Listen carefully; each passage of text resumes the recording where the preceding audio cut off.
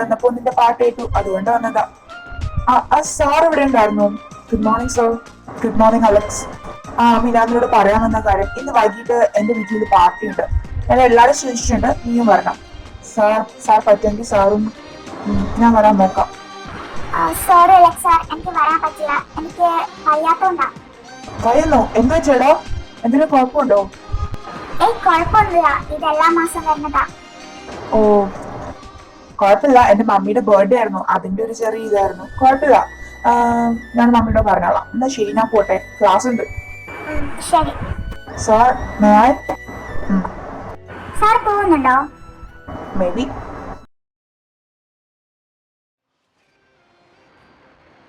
ഓഹോ, അപ്പൊ എത്തിയോ? എവിടെയുള്ളത് ഇന്നലെ രാത്രി? എത്ര നേരം കാത്തു നിന്നോ? എനിക്ക് ഒരു അഴിനായി അടക്കാൻ വേണ്ടൊന്നും പറ്റില്ല, അവിടെ വേറൊരു പെൺകുട്ടിയും കൂടി ഉള്ളതാണ്. കണ്ണുരുട്ടിയൊന്നും പേടിപ്പിക്കാൻ നിൽക്കണ്ട. ഇവിടെ നടക്കുന്ന സംഭവം തന്നെ ഞാൻ പറഞ്ഞത്. അകത്തോട്ട് ചെല്ലേ, ഒരാൾ നിനക്ക് അവിടെ കാത്തു നിൽപ്പുണ്ട്.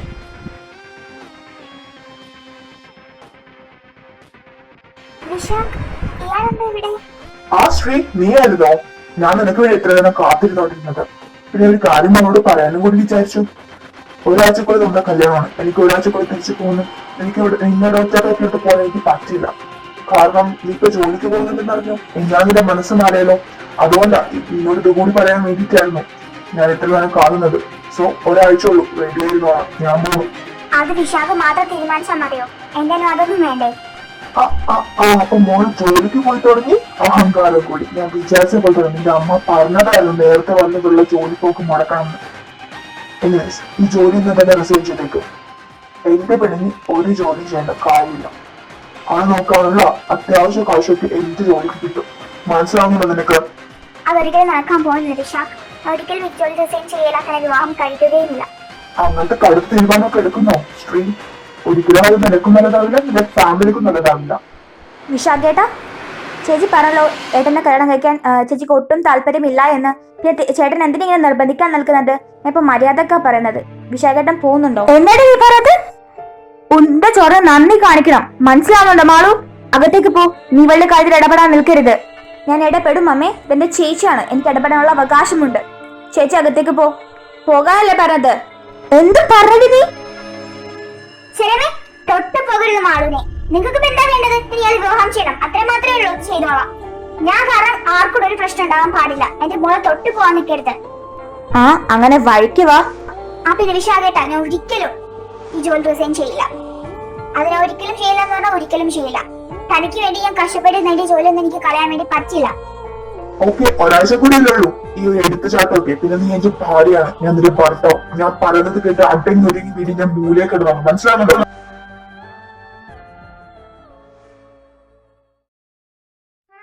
ഇന്നപ്പോ ഇത്രയൊക്കെ മതി. നാളെ രാവിലെ വന്നിട്ട് നമുക്ക് പ്രാക്ടീസ് ചെയ്യാം. ഓക്കെ, നാളെ കൂടി കഴിഞ്ഞാൽ നമുക്ക് പ്രോഗ്രാം ആണ്, അത് മറക്കേണ്ടായിരുന്നു കേട്ടോ. നാളെ രാവിലെ ഒരു 8:30 ആകുമ്പോ എത്തിയാൽ മതി. ഓക്കെ. ഹലോ ചിന്നേച്ചി, എന്താ വിളിച്ചേ? ആമി മോളെ, നിനക്ക് വയറുവേദനക്ക് കുറവുണ്ടോ? ഞാൻ അങ്ങോട്ട് വരുന്നോ വിളിക്കാൻ വേണ്ടിട്ട്? അത് വേണ്ട ചേച്ചി, ഞാൻ ബസ്സിന് വന്നോളാം. എപ്പോഴും വരുന്നതല്ലേ. നിങ്ങൾ എനിക്ക് തന്ന ഗുളികയും കുളിവെള്ളമൊക്കെ കൊണ്ട് വയറൊക്കെ വേദന ഇപ്പൊ കുറവുണ്ട്. ഞാൻ എന്നാലും വരാം, കുറച്ച് ക്ഷീണമുണ്ട്. ഞാൻ ബസ്സിന് വന്നോളാം. ശരി, വരാൻ നോക്കണം കേട്ടോ, സൂക്ഷിച്ചു തന്നെ. ശരി. ഇതെന്താ ബസ്സില്ലേ? കുറെ നേരം ആയല്ലോ. ഹലോ സാറോ? സാറെന്താ ഇവിടെ? ബസ് സ്റ്റോപ്പിൽ പിന്നെ എന്തിനാണോ വരുന്നത്? ഡാൻസ് കളിക്കാനാ? ഞാൻ ബസ് കയറാൻ വേണ്ടി വന്നതാ. അപ്പൊ സാറിന്റെ കാറിന് എന്താ പറ്റി? അത് ഭയങ്കര കഷ്ടമാ. ഞാൻ രാവിലെ ഡീസൽ അടിക്കാൻ മറന്നുപോയി. ഇന്നലെ എന്റെ അനിയൻ വണ്ടി കൊണ്ടുപോയിട്ടുണ്ടായിരുന്നു. അപ്പൊ ഡീസൽ അടിച്ചില്ലാന്ന് തോന്നുന്നു. അതുകൊണ്ടാണ് ഞാനിപ്പോ ബസ് കയറാൻ വേണ്ടി വന്നത്. ഓ ആണോ? സാറിന്റെ ബസ്സും എന്റെ ബസ് ഏകദേശം ഒരു റൂട്ടാ. നമുക്ക് ഒരുമിച്ച് കയറാം. എന്താ ഈ ബസ് ഇത്ര നേരമായിട്ട് വരാത്തത്? സാധാരണ 5:30 വരുമെന്നായിരുന്നല്ലോ ക്യൂനോട് ചോദിച്ചപ്പോ പറഞ്ഞത്. ഓ മൈ ഗോഡ്, ലേറ്റ് ആകുമോ? അനാമിക ഉറങ്ങിയോ?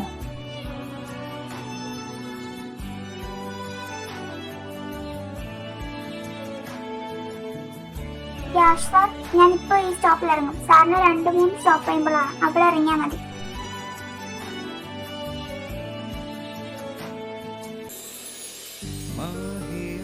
എന്റെ കൃഷ്ണ, ഞാനിപ്പോ എന്താ ചെയ്യാ? നേരത്തെ ഇറങ്ങിയാ മതിയായിരുന്നു. അല്ലെങ്കിൽ അവളുമാരെ കൂടെ പോയാ മതിയായിരുന്നു. എന്ത് ചെയ്യാ?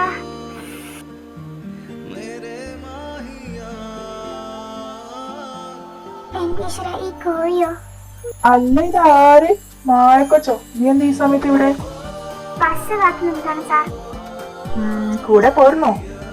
താല്പര്യമില്ല. നിനക്ക് താല്പര്യമില്ലെങ്കിൽ എനിക്ക് നല്ല താല്പര്യമുണ്ട്. വന്നി ഈ സമയത്ത് ഇവിടെ ഒറ്റയ്ക്ക് നിൽക്കാൻ നിൽക്കണ്ട. വാ കേറ്. അത് പറ്റത്തില്ല, ഞാൻ വരുന്നില്ല. ഞാൻ നിന്നെ കടിച്ചു കീറാൻ നിന്നല്ലോ കൊണ്ടുപോകുന്നത്. വാ വണ്ടി കയറി, ഞാൻ നിന്നെ ഫ്ലാറ്റിലാക്കി തരാം. രാത്രി ഇവിടെ നിൽക്കണ്ട ഒറ്റയ്ക്ക്. ഇവിടെ നിൽക്കാനോ? വേണ്ട, സ്ഥലം അത്ര ശരിയല്ല, ആളുകൂട്ടം ശരിയല്ല. പോകുന്നതായിരിക്കും കുട്ടി. ഞാൻ വരാം സാർ.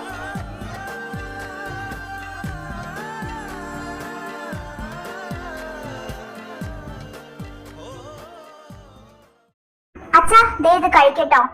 ആ മോളെ, ഞാൻ ഒരു കാര്യം ചോദിക്കട്ടെ? എന്താ അച്ഛാ? ചോദിക്ക്.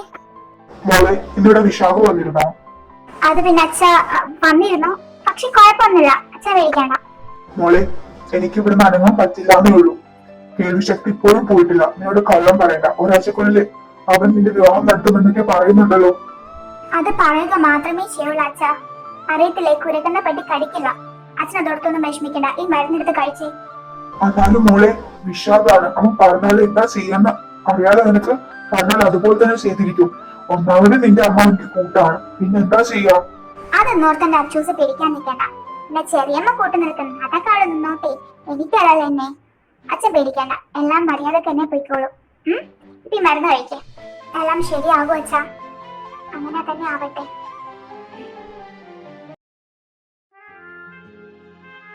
അല്ല, ഇവിടം കൊണ്ട് വരെ ആക്കിയിട്ട് എനിക്കൊന്ന് ടാൻസ് ഒന്നുമില്ലേ? താങ്ക്സ് ഇല്ലേനോ? മനുഷ്യന് ജീവൻ വരെയും പോയി. അത്രയ്ക്ക് സ്പീഡിലല്ലേ പോയത്? ഇവിടെ എത്തിച്ചു തന്നെ ദൈവത്തിന്റെ ഭാഗ്യം. ഓ, അല്ലെങ്കിൽ ഈ കാന്താരിക്ക് എന്നെ വെറും പുച്ഛാണല്ലോ. എനിക്ക് ശരി, കയറി പോവാൻ നോക്ക്. ഞാൻ പോയിക്കോളാം, താൻ എന്നെ പറഞ്ഞിടാനൊന്നും നോക്കണ്ട. കണ്ടില്ല അഹങ്കാരം കണ്ടില്ലേ? ഒന്നില്ലെങ്കിൽ നീ വർക്ക് ചെയ്യണ കമ്പനിയിലത്തെ ഒരു ഓണറല്ലേ? ഒരെണ്ണല്ലേ, ബാക്കി 3 പേരെ ഞാൻ ബഹുമാനിക്കുന്നുണ്ട്. തനിക്ക് ബഹുമാനം തരാൻ എനിക്ക് തോന്നുന്നില്ല. എന്നാ ശരി, ഇതുവരെ എത്തിച്ചതല്ലേ. Thank you.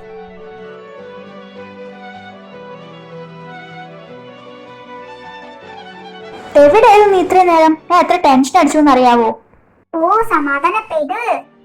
ഞാൻ ഇറങ്ങിയപ്പോ ലേറ്റ് ആയി, അതാ. എന്നാൽ നിനക്കൊന്ന് വിളിച്ചു പറഞ്ഞുകൂടായിരുന്നോ? ഞാൻ വിളിക്കാൻ ഫോൺ എടുത്തതാ, പക്ഷേ ചാർജ് ഉണ്ടായിരുന്നില്ല. എന്നിട്ട് ഞാൻ റോട്ടിൽ നിൽക്കുന്ന സമയത്ത് എന്നെ പൃഥ്വി സാർ ഇവിടെ കൊണ്ടാക്കിയത്. ഹൗ, സാറിലോണ്ട് രക്ഷപ്പെട്ടു. അല്ലെങ്കിൽ നീ എന്ത് ചെയ്തേനെ? അല്ലെങ്കിൽ ഉള്ളതാ, ആ സാറിന് നിന്നോട് ഭയങ്കര പ്രേമോ. എന്നിട്ട് എന്താ നീ ഒന്നും റിപ്ലൈ കൊടുക്കാത്തെ? പ്രേമോ? ഇവളോടോ? അപ്പൊ നിനക്കൊന്നും അറിയില്ലേ ഗംഗി? അത് ഞാൻ പറഞ്ഞുതരാം. അയ്യോ പാവം ചേട്ടൻ, എത്ര നാളെ പുറകെ നടക്കുന്നേ. നിനക്കൊന്ന് എസ് പറഞ്ഞൂടെ? നടക്കില്ല മോളെ. അങ്ങനെ ആത്മാർത്ഥ സ്നേഹമാണെന്ന് അറിയട്ടെ. ഇത് ചിലപ്പോ ടൈം പാസിനാണെങ്കിലും നമ്മൾ ഒരിക്കലും നമ്മുടെ നില നടന്ന് പെരുമാറാൻ പാടില്ല. മതി മതി, എല്ലാരും പോയി കിടന്നുറങ്ങാൻ നോക്ക്. സമയം ഒരുപാടായി.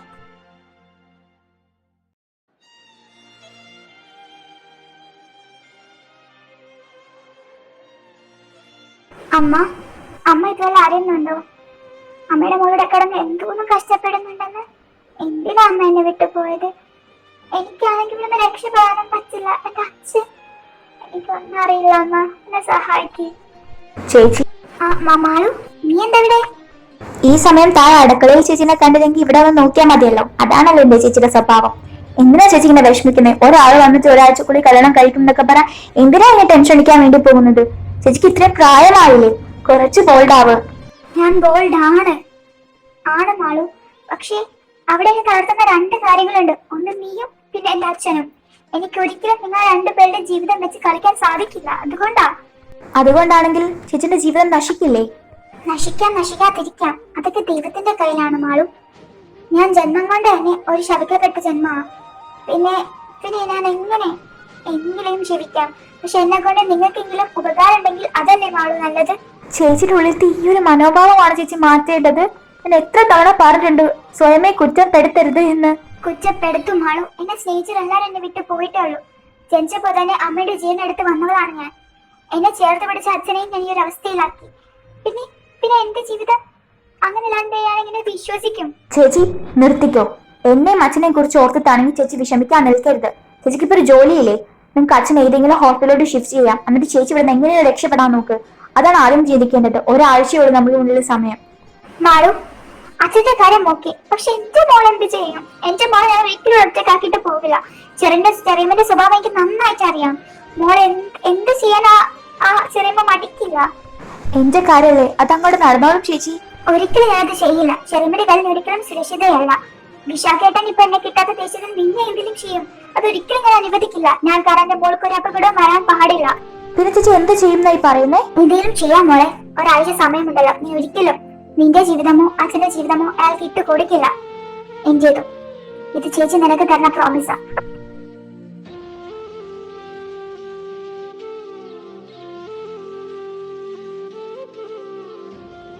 എനിക്ക് അകത്തേക്ക് വരാവോ?